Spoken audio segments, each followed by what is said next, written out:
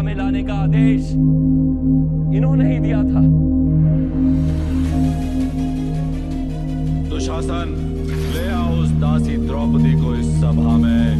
यदि वो घमंडी स्त्री मेरे आदेश को स्वीकार न करे तो उसे बालों से पकड़कर खींचकर यहाँ ले आना।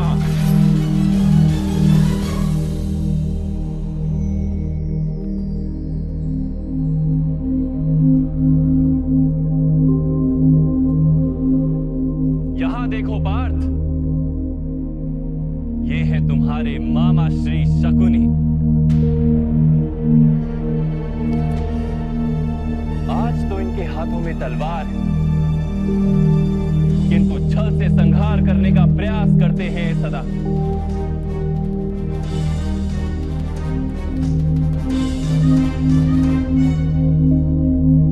स्मरण करो कैसे इन्होंने तुम 5 भाइयों और तुम्हारी माता को वारणावर्त में भस्म करने का प्रपंच रचा था।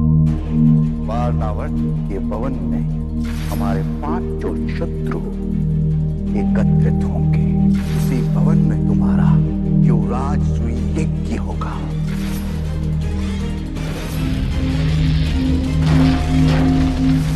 अब इधर देखो पार्थ, दुशासन, इन्हीं हाथों ने पांचाली के केश खींचने की उदंडता की थी।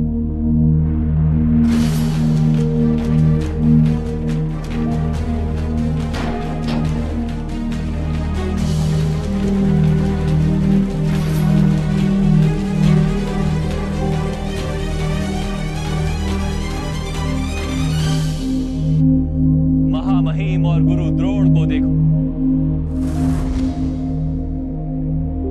मौन रहकर पांचाली का अपमान देखते रहे।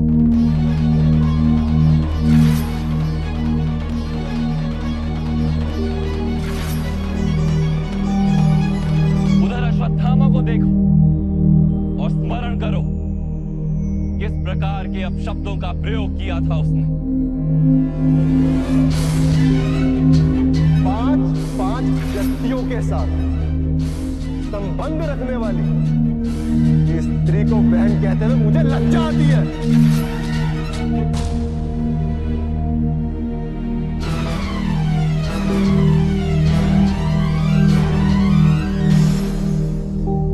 क्या अब तुम्हारा हृदय प्रतिशोध से नहीं चलता पार्थ? क्या न्याय मांगने के लिए अब तुम्हारा मन नहीं तड़पता? क्या अब शस्त्र उठाने का संकल्प नहीं जन्म लेता हृदय में? क्या अब युद्ध अनिवार्य नहीं लगता?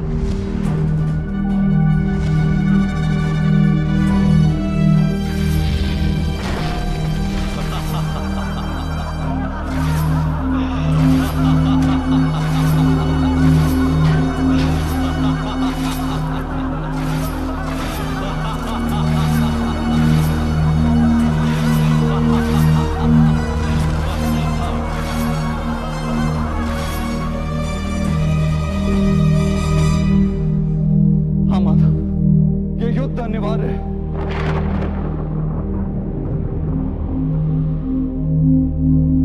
अब ये युद्ध तुम्हारे लिए अनिवार्य है। तो महामहिम को एक बार पुनः देखो पार्थ और स्मरण करो कैसे उन्होंने तुम्हें प्रेम और रक्षण दिया पद पद पर। स्वयं बलिदान देकर तुम्हें और तुम्हारे परिवार को अधिकार दिलाने का प्रयत्न किया। जब तक तुम राजा बनकर हस्तिनापुर के सिंहासन पर बैठे हो, मैं प्रतिबल जीऊंगा तुम्हारा रक्षण करने के लिए। किंतु आज पांडु पुत्रों को भी सुख का एक अवसर दे दो पुत्र।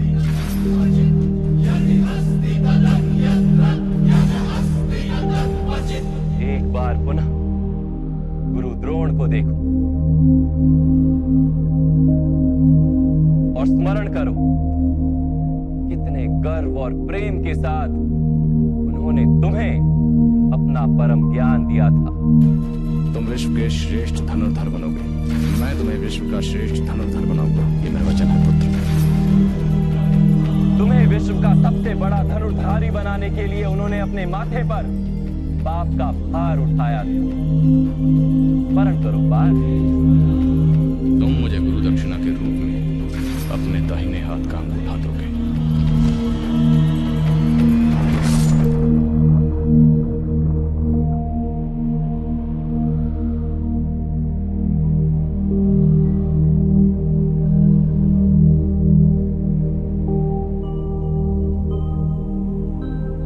और उधर विकर्ण को भी देखो,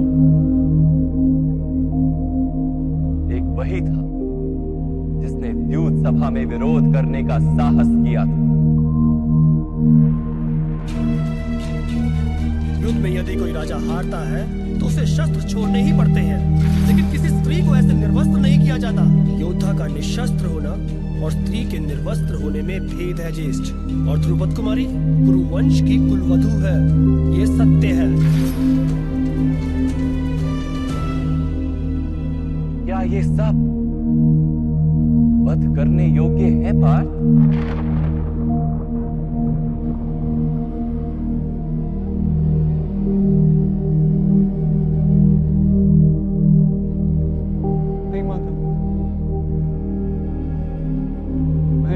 कैसे कर सकते?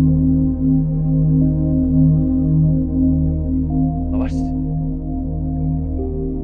किंतु अपने पक्ष को भी देख लो पार्थ।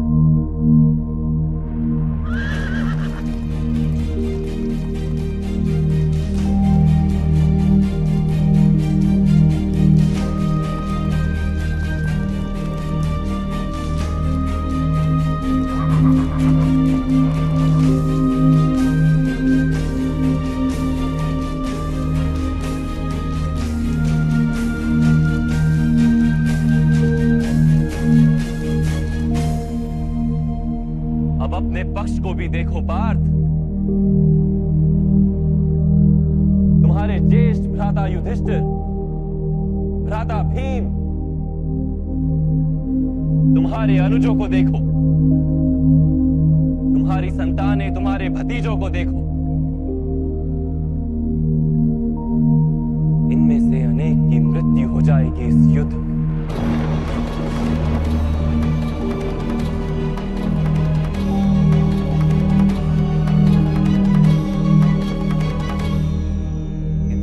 मृत्यु की संभावना से तुम्हारा हृदय दुर्बल नहीं होता पार्थ?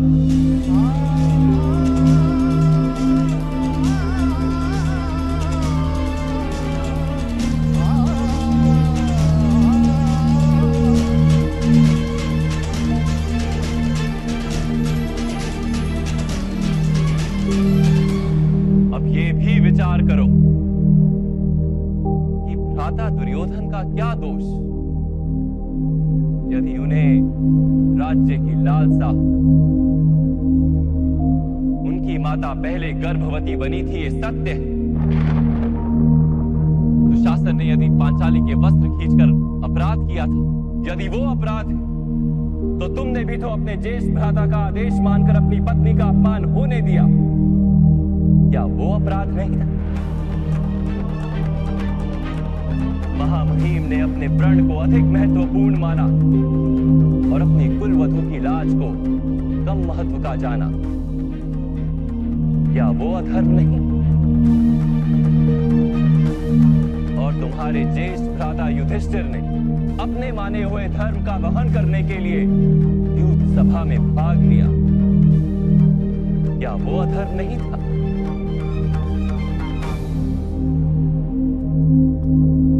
तो क्या भ्राता दुर्योधन को शत्रु मानना उचित है?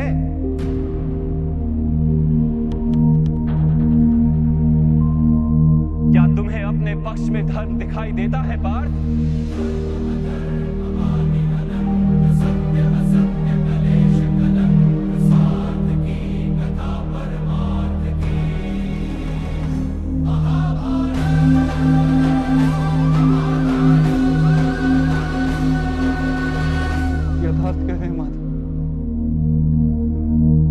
पक्ष में धर्म भी दिखाई दे रहा और अधर्म भी।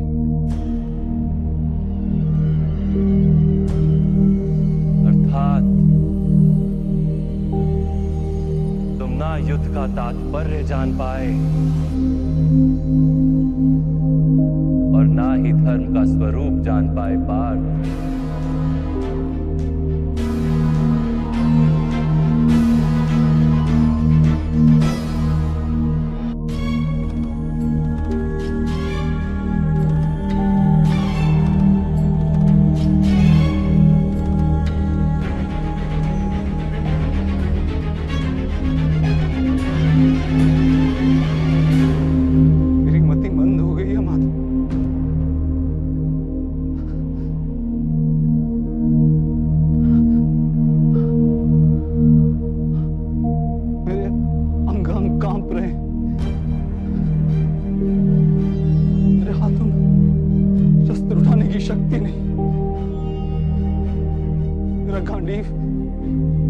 खंडी मेरे हाथों से फिसला जा रहा है माधव।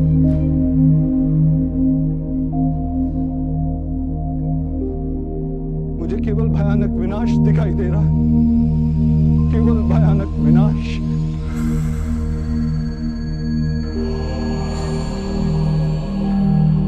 क्यों?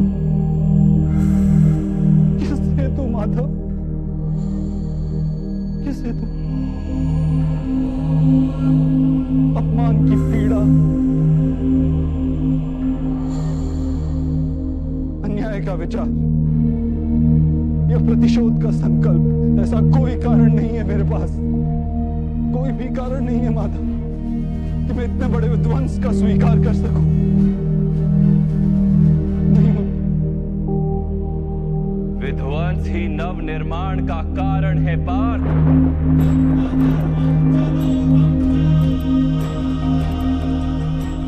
पौधे की एक डाली काटी जाए तो दो डालियां जन्म लेती। तुम आज के विध्वंस से क्यों भयभीत होते हैं? कल पुनः नव निर्माण होगा, क्या ये सत्य नहीं जानते?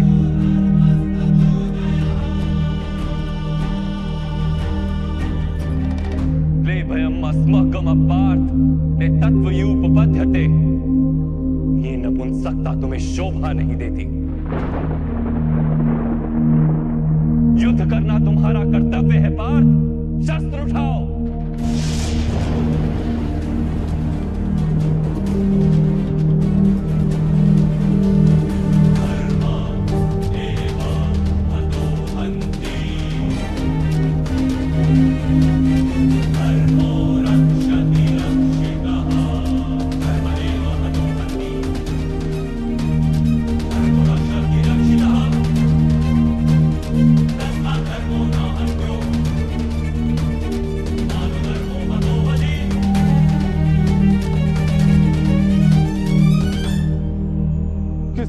शस्त्र उठाऊं माधव?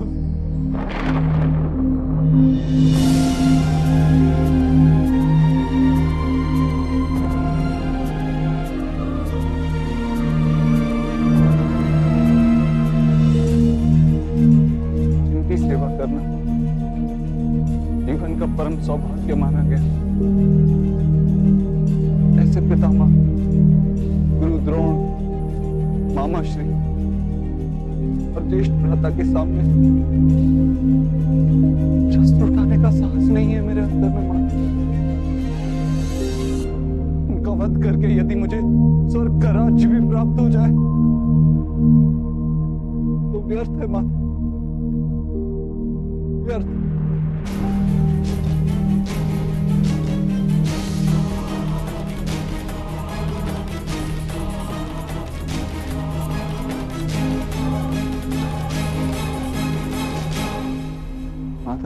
मनुष्य जीता है अपने भविष्य को सोच के। मैं इन सैनिकों को भी देखता हूँ माता, इन लाखों सैनिकों को देखता हूँ तो मुझे ध्यान आता है कि युद्ध के उपरांत लाखों स्त्रियां विधवा हों, लाखों बच्चे अनाथ होंगे। कल जब समाज के नियम टूटेंगे तो परंपरा का शिक्षण देने वाला कोई नहीं होगा। वेदों का ज्ञान लुप्त हो जाएगा माता,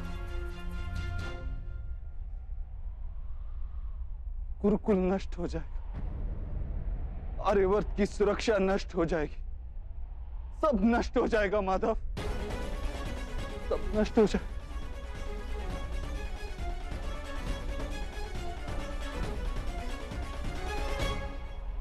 बुद्धिमान व्यक्तियों जैसे तर्क देते हो, किंतु वास्तव में मूर्खतापूर्ण बातें करते हो पार्थ। क्या नष्ट हो जाएगा? वृक्ष के कुछ पत्ते झड़ जाएं या नए उगाएं, उसे आनंद या दुख का कारण नहीं कहा जाता। पत्तों के जन्म का उद्देश्य और उनके जीवन का अर्थ केवल वृक्ष को जीवित रखना होता है। वैसे मनुष्यों के जन्म और जीवन का कारण वास्तव में समाज का सुख है। समाज संसार के लिए, और ये सारा संसार सृष्टि के लिए, और ये सारी सृष्टि स्वयं परमात्मा के लिए है पार्थ। जो इस तथ्य को जान लेता है, उसे धर्म का मार्ग सदा ही स्पष्ट दिखाई देता है। हाँ पार्थ, इस युद्ध में विध्वंस होगा, अवश्य होगा।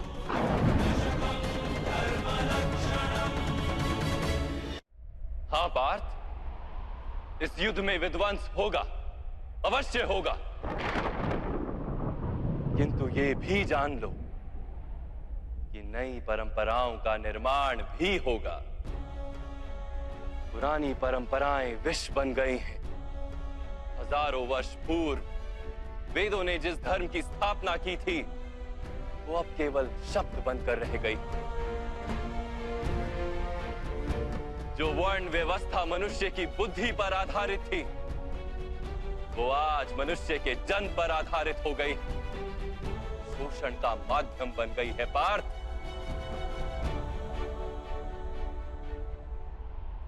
पुरानी व्यवस्थाएं टूटेंगी, नई व्यवस्था का जन्म होगा। पुराना धर्म नया रूप लेकर प्रकट होगा। जिस प्रकार वर्षा ऋतु से पूर्व बादलों से छाया आकाश भी मैला दिखाई देता है और धूल से घिरी मिट्टी भी मैली दिखाई देती, वैसी ही स्थिति है आज। और वर्षा के पश्चात आकाश और पृथ्वी धुलकर स्वच्छ हो जाते हैं। वैसे इस युद्ध के पश्चात समाज और संसार धुलकर स्वच्छ हो जाएंगे पार्थ।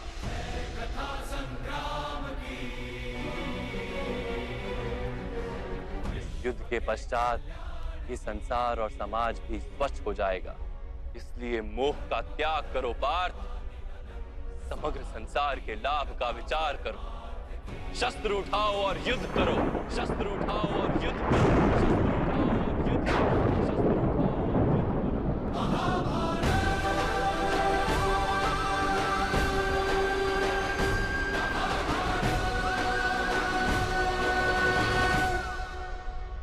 मैं आपकी बातें सुन पा रहा हूं माधव, परंतु उनका अर्थ मेरे हृदय तक पहुंच ही नहीं रहा। मेरा मन मोह से घिरा हुआ है। इस प्रकार अपने धर्म का दर्शन कर, मेरा मन अपनों के विचार से भरा हुआ है। किस प्रकार सारे संसार का विचार कर।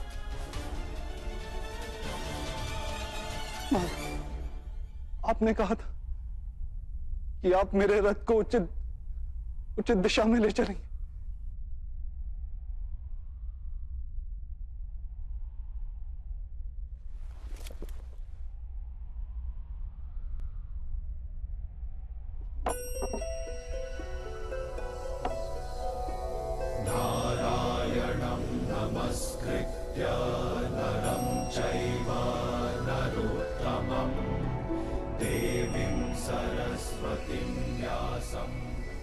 मेरे आत्मा के सारथी बनकर मेरे जीवन रथ को उचित मार्ग पे ले आइए माता।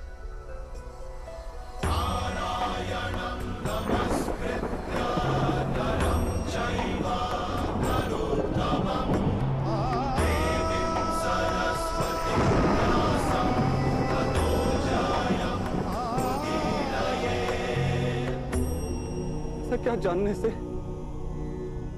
मैं अपनी निर्बलता का त्याग कर पाऊंगा?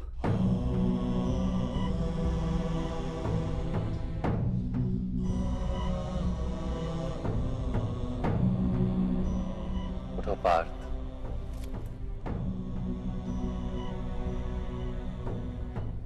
सुनो पार्थ, जीवन का रहस्य जान, संसार के वास्तविक रूप को समझो। गंगा के प्रवाह में मुट्ठी डालकर निकाली जाए तो कुछ प्राप्त नहीं होता,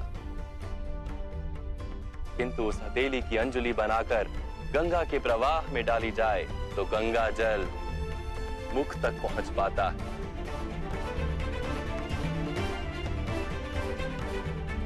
विचार करो पार्थ,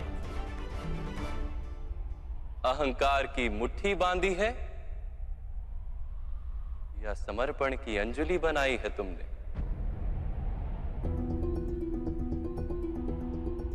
इस ज्ञान को ग्रहण कर पाओगे? पुनरस्तमेहि सं गच्छस्व